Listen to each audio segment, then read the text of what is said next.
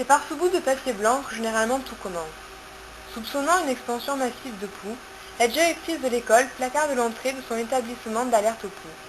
C'est ici qu'il est écrit noir sur blanc que les individus n'ayant pas massacré ces pauvres insectes inoffensifs ne pourront être à nouveau acceptés dans l'enceinte de l'école de la République. Sous la pression du gouvernement, par le biais de l'éducation nationale, les parents et enfants se voient contraints, sous peine d'être bannis de la société, d'exterminer toute forme de vie se trouvant sur leur tête. S'ensuit alors une lutte acharnée contre ces pauvres bêtes sans défense. Produits anti-poux à base de péritrine ou de malatrion, produits étouffants ou déshydratants, peigne fin électrique, bref. L'homme peut être considéré comme surarmé dans sa guerre, l'opposant au poux. Ce type de produit, qu'il soit chimique ou non, cause la mort de millions de spécimens chaque année rien qu'en France.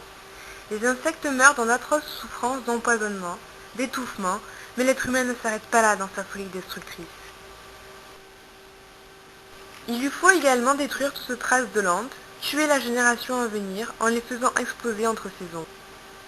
L'action devient même un jeu tellement il est facile de massacrer ces bêtes sans défense, ne mesurant pas plus de 3 mm. Nous pourrions penser que malgré toutes ces agressions, les quelques rares survivants ne se trouvant pas sur le cuir chevelu seraient épargnés. Il n'en est rien.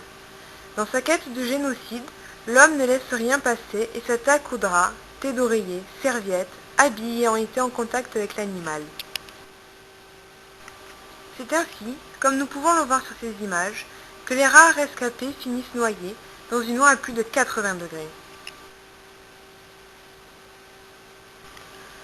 Quand est-ce que l'homme cessera de détruire la nature?